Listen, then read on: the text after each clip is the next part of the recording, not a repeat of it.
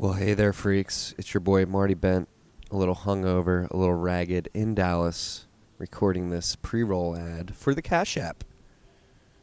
Hey, if you haven't downloaded the Cash App yet, what the hell are you thinking? Go to the App Store, whether it's the Google or the Apple App Store. Download the Cash App. Use the code STACKINGSATS, one word, STACINGSATS. You'll get $5, and then $5 is going to go to our very good friend, Al's Lacrosse in Chicago. And then after you get that $5, you're going to be able to use the Cash App for the Boost program. You're going to be able to buy Bitcoin. You're going to be able to send Bitcoin. You're going to be able to receive Bitcoin. And you're going to be able to do a bunch of shit. You're going to be able to customize your own card. You're going to be able to spend money places. You're going to be able to send Bitcoin to the app, convert it to US dollars if you're in a pinch. I don't advise that, but hey, sometimes people get into trouble and you need to do some stuff. The Cash App is there for you. Must say, the coffee boost is not what it used to be. You have to go to the coffee shop 5 times before you get the $1 off. But do not fret. There are other merchants and other savings they can do via the Boost program. So go download the Cash App today at your local app store. Use the code STACKINGSATS. Get that $5. And start saving money. And start stacking sats. Thinking about your future. I think you guys are going to like this episode with Tuur Demeester. We threw this together haphazardly. Not haphazardly, but last minute. Tuur tapped me on the back and said, hey, I have an hour before I head back to Austin. Do you want to chat? And I said, a fucking course I want to chat, Tuur. So here's our conversation. Enjoy. Okay.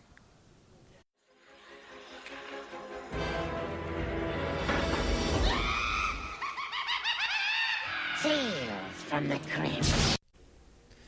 What is up, freaks? Welcome back to Tales from the Crypt. It's your boy Marty Bent here at a foreign studio in a hotel lobby, in a DoubleTree lobby in Dallas, Texas, sitting down with somebody I've been waiting to sit down with for years now that this podcast has been out.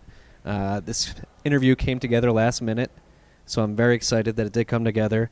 So we've got 45 minutes before our boy Tuur Demeester has to catch a bus back to Austin. Tuur, welcome to the podcast. Hey, Marty. Good to be here. Thanks for coming on, man. Thanks for having me. Thanks for nudging my arm and saying, hey, I have an hour. Let's I think do last this. time we tried to get together, it was like New York, and it was just one borough too far, I think, to make it work. Yeah, consensus week during that week in particular, it's never easy to coordinate schedules. There's too much stuff going on. But again, yeah, we only have 45 minutes here. Let's jump right into it. We did a little pre-interview prep. Let's get through the basic questions. You have been somebody who I've been reading for years now to learn more about Bitcoin. And I would like to know what drew you to Bitcoin in particular. How'd you find it? And what drove you to start Adamant Capital? Yeah, so what drove me to Bitcoin, it was, I guess I want to say fear. I was scared of this, just learning about the history of money and banking. I was like, man, how is this long-term sustainable, like living at the heart of Europe and seeing how little capital these banks had, and then also seeing the banking crisis happen, and Belgium had it one of the worst. Like we had like 5 big banks that were teetering and needed to be restructured and bailed out, and to this day there's still super like zombie banks basically.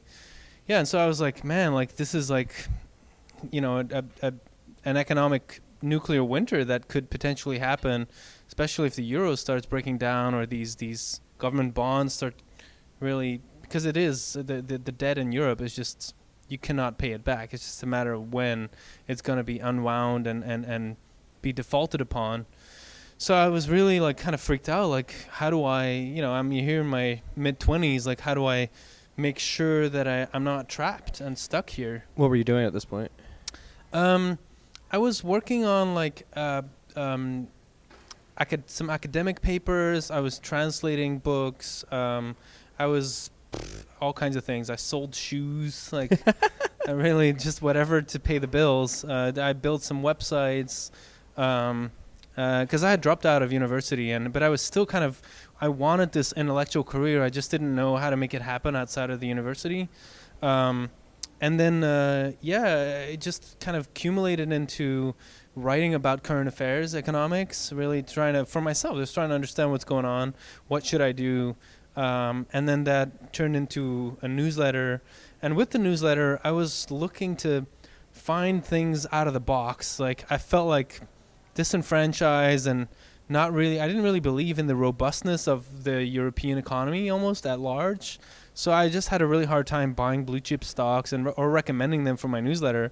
So I felt like I had to find something else. And then it doesn't take long to run into gold and be like, oh yeah, that makes sense. If there's like a reckoning and an inflationary crisis, then with gold at least you maintain your purchasing power and you can buy things on the cheap. That's kind of the general strategy. If you have a very liquid asset in a period of deep crisis, then you are in the best position to then invest at the bottom when nobody else can buy because their money is stuck in the bank or they just need cash. But yeah, I mean, gold alone was just it just felt a bit too easy and too simple. So I just kept looking for things. And for a little while, I was like investigating this cold fusion scam that initially I thought was maybe real, like this Italian scientist, and and eventually they were a scam, and luckily I identified it before I recommended anyone to invest. But so that was kind of the angle, was like, what is out there that nobody's looking at? Because all the newsletters I was looking at were like stock picking newsletters, so I felt like there has to be more.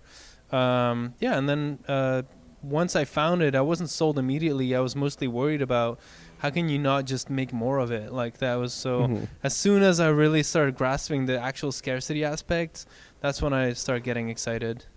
And so when did you sort of gather the confidence to go from Adamant Research to bringing in people's money and pitching Bitcoin to big? Yeah, that's much later. Like the newsletter I did in 2011, and then I went full time into Bitcoin from 2013 as an independent investor, and then I wrote my first Adamant Research reports around 2015, and I felt like I just had a lot to prove in terms of winning people's confidence and showing that I'm like long-term committed, and then also just to kind of still help myself understand the market better and kind of get to a place where I feel like I have something to offer that is maybe just really worthwhile.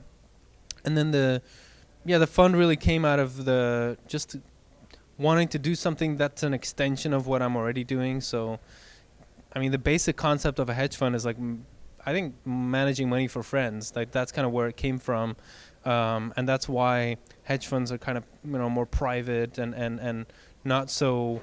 It's not a public offering, right? You don't promote it, and so like even in this podcast, like I'm not gonna say much more about it than that. That it's just like an extension of what I was already doing, and that feels very natural. Yeah, no, and I mean, it seems like a very natural course of direction for you because, again, thank you for all the content you put out over the years. Thank you for getting on Real Vision early and pitching the message there. Yeah, that's been a fun ride. Yeah. By the way, I don't know if your listeners know, but Real Vision is like it's like a Netflix for investors. Like you pay once a year and then you get to listen to all these investors. That's the funniest thing about your interviews on Real. If you go back and search Tuur Demeester, it looks like you've been through a war since the first interview to now. Bitcoin has aged you. I think we were joking about this on Twitter.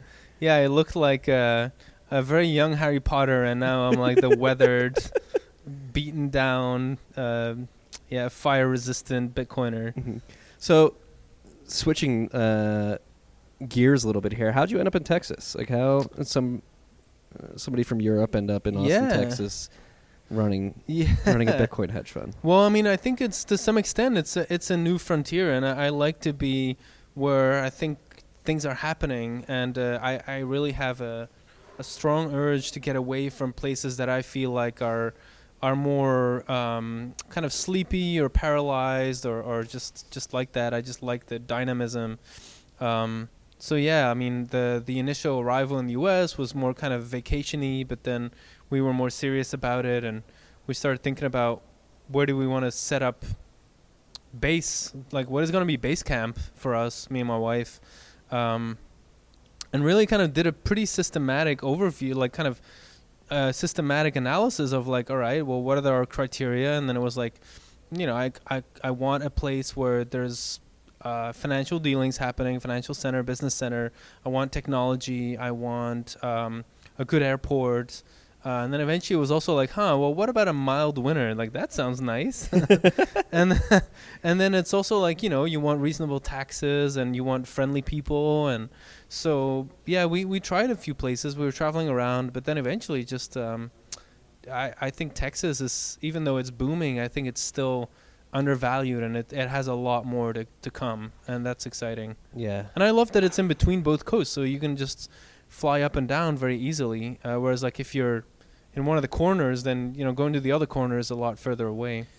Yeah, no, it's not fun going to LA from New York or SF from New York. It's Right. a hell of a plane ride.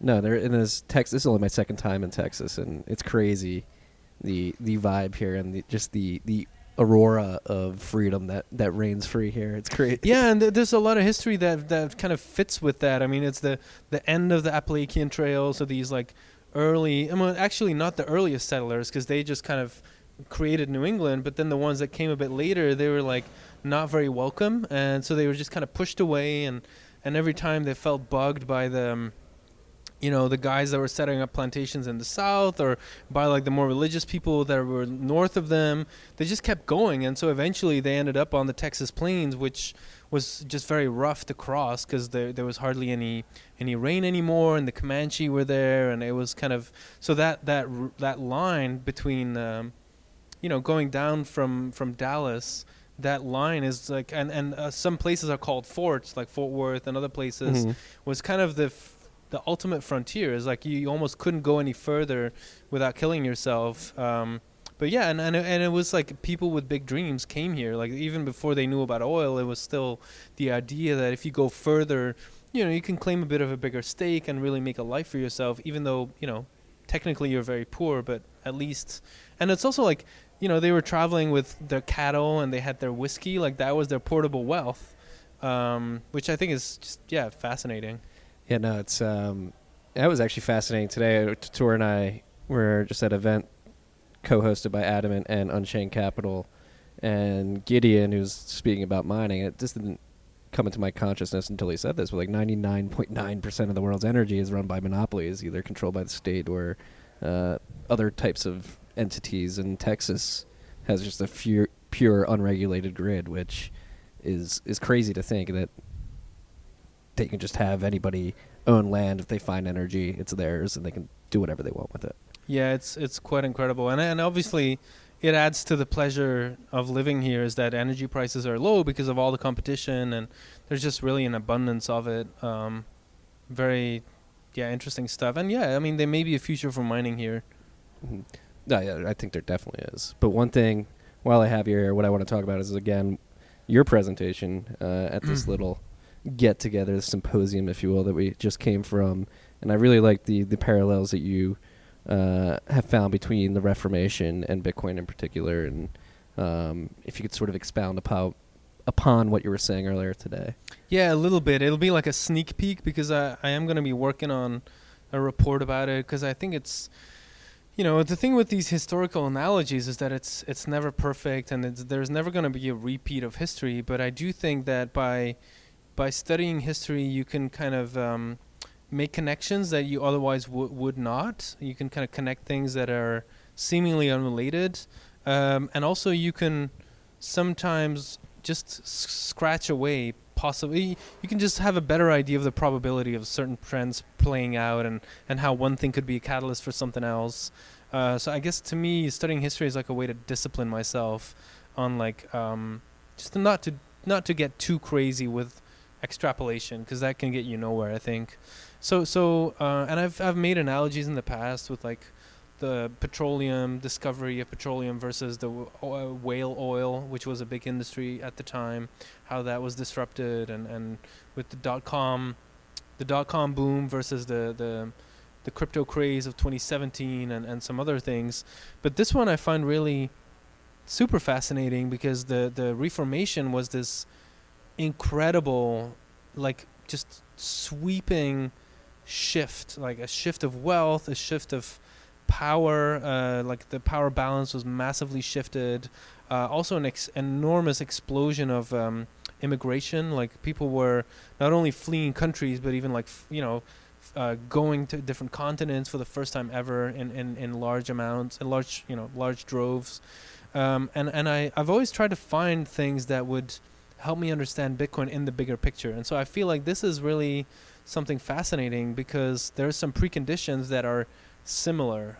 So in the Reformation basically it refers to the desire of the merchant class who was emerging back then and other people to basically challenge the monopoly of the Catholic Church, because they had a monopoly on giving you the keys to heaven. Like, if you wanted to go to heaven, you needed some kind of priest to tell you, like, it's fine, you're good, you have my blessing. And over time, that monopoly was, you could say, abused. They were basically charging more and more money to get into heaven. They would sell these indulgences, which then the church used to pay for very large projects like St. Peter's Cathedral and other things. And so people got like fed up with that. So that was the Reformation in the 16th century. And if you look at the preconditions, at least my interpretation of that, I see three. Like, one is there were some really incredibly impactful technological innovations at the time. There was the invention of book printing, which, I mean, obviously all these things, the actual invention you could argue happened earlier, but really when it broke through and really kind of started becoming performant was the 16th. So book printing, and the Gutenberg printing press lowered the price of books from a year's wage to the price of a chicken. Like, it was incredible. That's crazy. Yeah, I mean, over a 100 book was years. a year's wage back then? So yeah. I mean, you have to think, like, it was a manuscript. It was like meticulously hand copied by a monk. Like, that was what was available, and then it was on animal hide, and I mean, yeah. So very expensive. So all of a sudden that happened. So information all of a sudden was able to spread so quickly, and people were able to pseudonymously write pamphlets and stuff like that. So ideas were all of a sudden spreading a lot more quickly. So that's the first phase. And I think arguably now we're seeing something similar where there's some really powerful technologies that are shifting things. Like, I mean,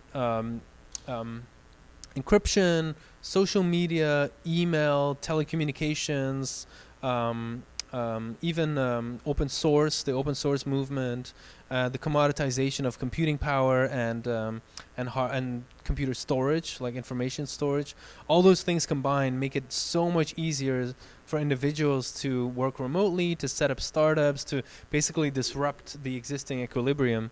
So that's the first. And then the second, I think, precondition is that you have wealth that's generated by these innovations, and that wealth is starting to get concentrated among a certain part of the population. So 16th century is the merchant class, which for the first time they had more and more means. And I think having financial means also means that you have an escape hatch, so you're more likely to speak up and protest because, like Balaji has said in his presentation a few years ago, like, you can either voice, which is to speak or to protest, or you can exit. So if you have some money, then you actually even have the option to just move out if it gets difficult. So that is, and today, of course, I think the emerging new money is really the technology investors. Like, it's the .com billionaires, it's the cryptocurrency investors, like all those kind of people, I think are really a new generation. Not only like is the money passed on to them from older generation, but they've actually created and invested in new wealth. And then the last part I think that you need to have this, basically ingredients for this explosive cocktail is for a rent-seeking monopoly, right? So you need a big monopolic service provider who is increasingly you could say exploiting the customers. And in the 16th century, it was like, yeah, you get your way into heaven. You always need to go through a priest or a church, and that's very expensive to get things done. And today, I mean, I would argue it's the fiat banking system, right? And the rent seeking is what Michael Goldstein was talking about earlier today, is the money printing, right? You just print money, and then even if you yourself didn't print the money, but you're the first to receive it, you can spend it at a higher purchasing power than the people who are going to receive the money later. So it's a taxation of the population. So it's rent seeking. And so I think that those three combined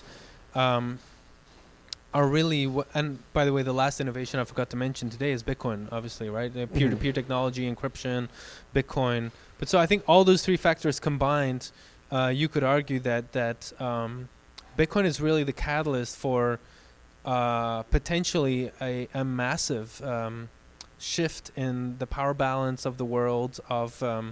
It could bring about immigration flows. It could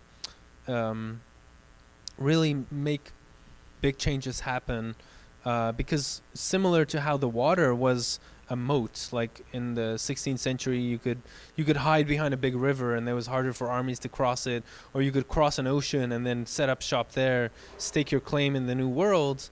I think similarly today we have encryption, and so and pseudonymity and those kind of things, so you can kind of instill that moat. Not necessarily to do something evil, but just to say, I don't agree with the status quo. I want to bypass this monopoly service provider. I just want to do it my way. Please don't bother me. So that's kind of a defensive technology that I think is being used. So yeah, those are some of the thoughts that I shared today. Yeah, no, it's very prescient, right? And it is being involved in Bitcoin for as long as I have it. It seems like common sense here, but like for most of the world, like pre-coiners, if you will, they it's hard to get them to wake up and realize that they were born in a similar situation that the people living in the 16th century were in. And that's sort of, this is just a random tangent I'm going on here, and that's sort of what I try to do with the newsletter and this podcast is find little bits of information that can sort of open people's minds.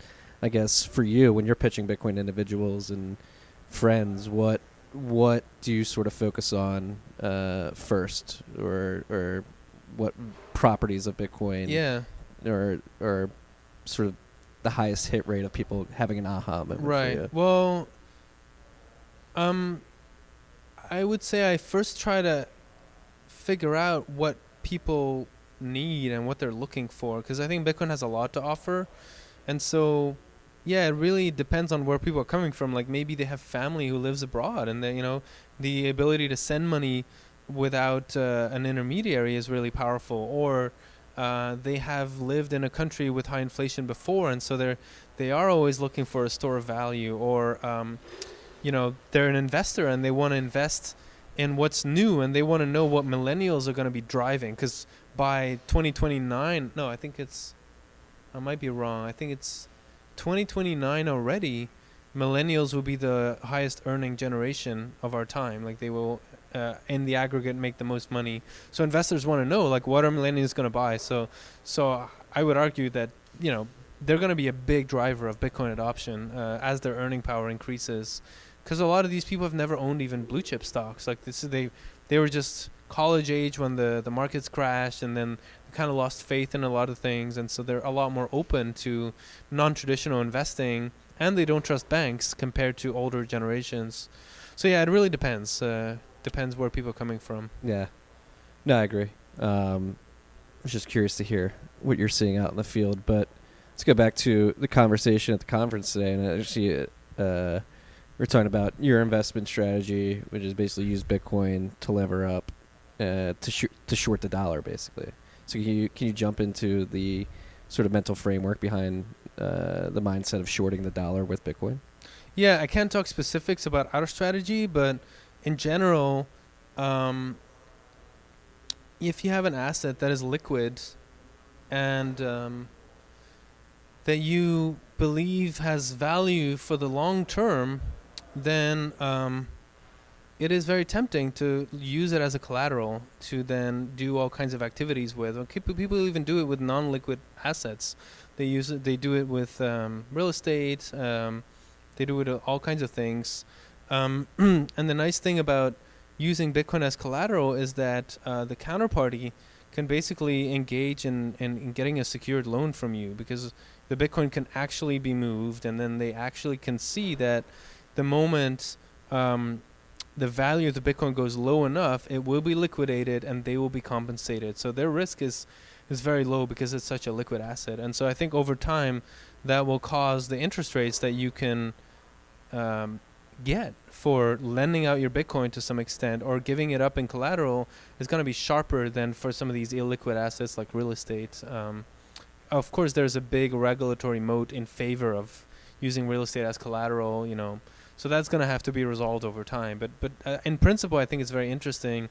And then, yeah, once you borrow against that, then you can decide, like, can I find something that will give me a higher yield than the interest that I pay on the dollars?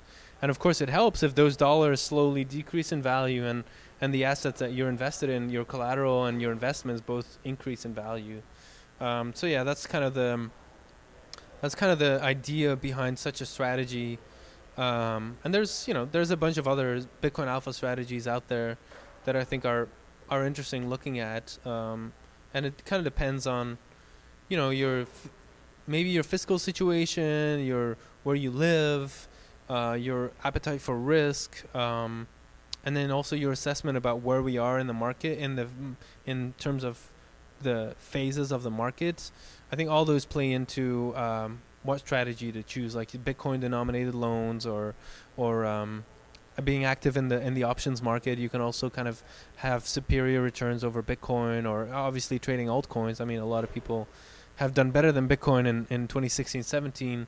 After that, it's been a lot harder to outperform Bitcoin. But it's a strategy. Yeah. No, I think one gentleman in the crowd just naturally recommended a speculative attack. Instead of levering up Bitcoin and dollars, using dollars, use like a weaker currency to buy up Bitcoin, and then lever up with Bitcoin and short that currency. It's not anything I would recommend people go run out and do. Well, it's just funny. George Soros, it's a page out of George Soros's book, right? Yeah. Where basically, I think the idea is that if you go short that currency, say that it's like the Suriname, I don't know what currency they have there, but imagine that currency. So you borrow a huge amount of it, and then you sell it, and then you obviously have a debt denominated in that currency, but after selling, you go to a stronger currency, and the idea is that it's already a weak market, but your massive intervention breaks the camel's back, and that's the deluge. That's the start of the breakdown, that's what George Soros nailed with the British pound when he did that. It's not that, he alone caused it to break. It's that it was already weak, and he kind of gave it a little kick. That snowflake on the avalanche, if you will. But this is part of why the IMF was brought into life. It's to help countries protect themselves against potential speculative attacks like that. So that's why the IMF has a pool of currencies that can be used to shore up a small currency against an attack like that. But all this. So sorry, but to follow that logic, so you could make an argument that maybe the IMF needs to buy Bitcoin so that they can defend against a Bitcoin-fueled speculative attack on another currency. That is a tidbit I did not think of. That's been around since 2013. I think somebody wrote a paper about that. Pierre wrote that. I didn't know the IMF was involved with this, but it does sort of beg the question, like if a speculative attack does happen, you become to a Bitcoin standard, it really highlights the harsh reality that we're living in a currency system based on barter, right? So you're bartering between currencies, really, when you're doing international trade and stuff like that at the end of the day. Would you agree with that semantically? Mm-hmm. I don't know. I mean, I guess I'm not really up to date on the definition of barter, strictly speaking. I think it means like you trade with non-fungible goods. But I do think that maybe you're right, maybe smaller currencies are actually not that fungible at all, especially if you're talking about large amounts of money. Yeah, no, just trying to itch at the point that like it would be great to have sort of like a metric system of value in money, and wouldn't it be like that is very primitive, that we have all these like hundreds of currencies, and like it's pretty much a nightmare for everyone traveling, but it's basically these like mini taxation systems, right? They're all tax farms, like they're all like, if you print the local currency, then it's like what Argentina is doing. Like, why is Argentina in this crazy inflationary environment? It's because the government has been printing money, right? They've been trying to pay their bills, and they've been probably having some socialist expansionary policies, and then they tax their people that way. So it's not really a system that's designed for the common good. It's designed for the good of the government that's running the scheme. Yeah, no, I mean, Argentina, what, they issued 100-year bonds 2 years ago, maybe? And they've Yeah, and already- everybody thought like, oh, they're Wall Street guys in charge now. They'll do a good job, and people are buying it. And I guess the bet is not paying off. No, and you have, like, I was telling Parker this earlier. I was working out yesterday. I don't watch CNBC that often, but I just had it on in the gym because the market's been volatile this week, and there was 2 or 3 instances where 2 people seriously suggested that the U.S. issue 50 and 100-year bonds. And to me, 1,500? no, 50 and 100-year. Oh, but even so, Yeah. wow. So to me, that signals sort of desperation. Do you think I'm correct in assuming that? I mean, it's a dead end street. It's absolutely a dead end street. I mean, what are you gonna do? I mean, like, in the Middle Ages and later, what you had was basically perpetual bonds. So you would, not even bonds really, because there was some religious reasons why a bond was considered to be not kosher and not like. I think it had to do with the idea that charging interest on money that was like usury and Usury, you shouldn't do that. But so governments would issue annuities. So you would give them money now, and they would like just pay you interest on a phantom loan. So you would never get the principal back, but in perpetuity they would pay you back interest, which is kind of like a 100-year bond or something. It's almost like forever. But of course, if you take on enough of that debt, eventually you just default, and that's what's going to happen around the world as well. Yeah. Unless, of course, you manage to debase your own currency enough, so then it becomes super easy to pay off your debt with worthless currency. And I Yeah. think that's the defaults we're going to go to. Like, we're not going to see genuine defaults. We're going to see default by proxy, which means, just very high inflation. Devaluation. You're going to basically. devalue the debt away. Yeah. So staying in this vein, I guess, like, how do you see this playing out? Do you see currency by currency falling, or do you see sort of like a global crisis where a lot of markets fall at once? Is this going to be a slow and somewhat less painful transition, or do you think the state of the current financial system around the world is such that it needs an abrupt sort of punch in the arm? There's this quote by an economist called, I think he's called Rudiger Dornbusch, and I believe he was in Mexico at the time of the peso crisis. Before that, he was there, and then during it. And it was something like, he said that it happened, it was just so slowly. It was so slowly, and then it happened all at once. Like, it's very sudden. And it kind of has to do with the panic that comes with, all of a sudden the masses are like panicking and people want to exit, and then by definition you all get stuck at the exit and you can't. Your money gets stuck in the bank, and the banks are closed down, and all of a sudden international investors are dumping the currency. But to me, it's hard to see it all collapse at the same time. I think the dollar has this exorbitant privilege of being, the currency of the world. And so I think that it's going to be used and seen as a safe haven for quite a while. So in a way, like sitting in a dollar-based economy, I think we'll get to witness the collapse of several currencies before maybe the dollar will devalue as well. Yeah. No, I think I agree with that notion. I mean, we're seeing it right now, like Argentine peso collapsed by 25% earlier this week. Looks like the Hong Kong dollar is losing its peg to the dollar. I wonder what's gonna happen there, because like it looks like there's just, I don't know how many tanks were standing ready to roll in. It could be that it'll be like a Crimea situation where they just annex it or something. On the car ride over here, there was video of the tanks moving into Oh Hong my Kong, not God, on the border it's anymore. So yeah, that's a crazy situation, and like to think. And it happened so fast. I mean, it was only like 2 years ago that like Hong Kong was just the ultimate place to be, and the real estate is booming, and wow. The last 3 months in particular, just complete deterioration. Yeah. And in some way you could argue, like, going back to the Reformation, is that it's like these are political powers who are very attached to their monopolistic privileges of, money printing and economic stimulus and kind of manipulation, and then seeing that Hong Kong is used as a platform for capital flight. They really don't like that. They can't, and so they're trying to dam off, like to kind of prevent the dam from breaking. Well, the interesting part of this particular situation, because it's 2019, you have the ability to watch these protests in real time via Periscope and live streams, and you have basically the world watching this little island south of China, and if I'm the Chinese government, you know that every eye's on you. Like, how do you even act in this situation? Yeah, you're damned if you do and you're damned if you don't, right? I Right. think they're kind of really in a very, I mean, from their point of view, in a very unenviable position, because if they don't act, then the capital flight is probably just going to, it's going to accelerate. But if they do act, they kind of chase the money out of Hong Kong anyway.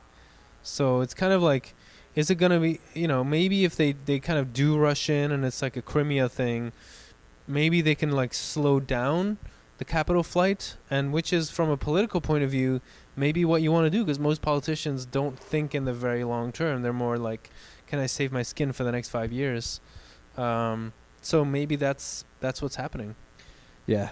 No, it's it'll be interesting to see what plays out there and how people react, because we were talking about this at the symposium earlier today. Are people in these countries with capital flight buying Bitcoin? Like, do you think there is any flows from these capital centers into Bitcoin? And brought up the fact that a couple people point out the exchanges in China and say that they're trading at a discount, but then you brought up a good point about Tether and the addiction to Tether in Asia in particular, and that may sort of hide it may sort of underscore the exchange discounts may sort of underscore the underlying demand that's there. Yeah, the idea is that maybe they're paying a premium to buy the Tether, and then with the Tether, there's just kind of the peer of everybody else, because everybody's using Tether to buy stuff on Binance, etc. Probably also Bitfinex. But, I mean, even so, we're still not at, like, tsunami levels of capital flight, right? Otherwise, Bitcoin would be at 100,000 or higher. Like, it's still probably mostly fleeing the dollar and using the traditional means to protect themselves. Yeah. Or foreign assets, foreign real estate or something like that. Well, that was the most interesting part of Hong Kong, because it's like it's one of the highest end real estate markets in the world, and you have China coming down there. Where does all that capital go? Like, you're actually seeing like cities like New York, Vancouver, San Francisco sort of constrict regulations there after years and years of capital flight into their real estate markets, and people are finally starting to wake up and be like, hey, like, where does that Hong Kong money go? And then also, if you have a currency crisis in Asia, then that could mean that all of a sudden all these investors and family offices are short of cash, and then they need to start liquidating their foreign real estate to just keep the lights on. So you could see a ripple effect in Western markets too, I think. Yeah. We live in very interesting times. We have 10 minutes left here before you have to leave for this beautiful bus service that you keep shilling to me. Apparently I have to move down to Texas for the buses. It's all about barbecue, amazing weather, except for 2 months. I think one thing is also that I think there's a nice humidity, whereas like you only appreciate it once you go to very dry areas and you're kind of like coughing at night and your eyes are all sandy. It's something really nice about having like a warm, humid evening, things like that. Yeah. No, I'm a big fan of watching a thunderstorm on a porch or something on a humid night. Before we let you go, what are your current thoughts on the current state of the Bitcoin protocol from like a technical perspective? What are It's terrible. It's teetering. Just it's about to break. Give it another few months. I'm kidding. But do finish your question. I was gonna say, is there anything you're looking out for in particular? Anything you're excited for in particular? As somebody who has to custody Bitcoin, as somebody has to... Yeah. So things that excite me in the Bitcoin space, like, I mean, it's actually really nice that a lot of the noise has like died down, and there's a renewed, genuine focus on Bitcoin from investors. Like, I feel like I have a lot less explaining and defending to do when it comes to Bitcoin, with the dominance at 70%. I mean, it kind of speaks for itself. So that's nice. I think that institutions are getting in and are wanting to get better. Insurance, legal, custody solutions. And so I think that there's really interesting stuff happening in derivatives markets, which there's you can get exposure to Bitcoin by proxy, which is I think totally fine, as long as it's a transparent contract. But also more sophisticated setups for custody with not only multi-sig but also adding the time element, where you have these really interesting ways to as an owner of the coin to still retain ultimate control, even though you defer responsibility and signing power to some other parties. So I think that's going to be super powerful. I think asset issuance in Bitcoin, I think, is still underestimated. Like people think like, oh, Ethereum they have their whole ICO thing going and tokens, that's their spiel. Like I think you haven't seen anything yet. I think we're going to see pretty amazing token issuance happen. Not that I'm a super fan of it. Like I think a lot of it is going to be garbage, but I do like the idea of having a market that is based in Bitcoin technology and that's probably also going to be traded in Bitcoin, like Bitcoin denominated settlement. Well, I don't know if you've been paying attention to this in particular with Liquid, but Liquid Tether. Some people are saying that Liquid Tether may have just made like the first like large dark pool in crypto trading history, because that's like the one bad thing about trading between exchanges right now is that you can get like whale calls on Twitter, just like showing that you're moving your Bitcoin to a new wallet, and like as a trader, like what the fuck, like everybody can see that I'm trading right now, and people can front run you and all that. And so like now with Tether on Liquid combined with confidential transactions, you can just see how much money is being moved. You can't see from where and to where. You just know that a lot is moving. Yeah, and Blockstream doesn't look so stupid now anymore, right? People are often being like, oh, like very critical and like, oh, why do you want to do all that confidentiality? And it's like, well, there's perfectly economic, investment-related reasons to want to do that. It's not because they're crazy libertarians. It's just the way markets want to operate. Yeah, you want to be able to move money between exchanges pretty quickly to trade, and to trade with a certain amount of privacy. Yeah, right? Exactly. Last question before we go out here. What do you think the next cycle? Like we just had ICOs, like 2017. We've had, before that you had like fair POW launch coins, and then like first generation POS coins, quote unquote. Like I am under the belief that you're not going to see like a huge ICO rally like we did in 2017 again. Like I think the market has wised up a bit, and a lot of people are saying like IEOs may be the next iteration of like the dumb money and the pumpable stuff. Like I don't think we're going to have as severe pumps in alternative markets as we have in the past. Do you agree with that? I agree, and I think it's time for a comeback of the national coins. Spain coin, Dutch coin, the Dutch guilder. Well, PBOC bring came it out. on. I think they're making one, right? China coin. No, I'm kidding, of course. No, I'm kidding. Although actually I do think that I've said this before, that we're moving into the hold my beer phase for large banks, large corporations, nation states to launch their own currencies. And I think there'll be bad investments, but I do think they're really going to try to do that to kind of compete with Bitcoin or try to challenge it, which, going to our Reformation analogy, is like the counter-Reformation. It's like the answer of the church to all this stuff. I think I'm super bullish on the Bitcoin lending market, super bullish on the Bitcoin derivatives market.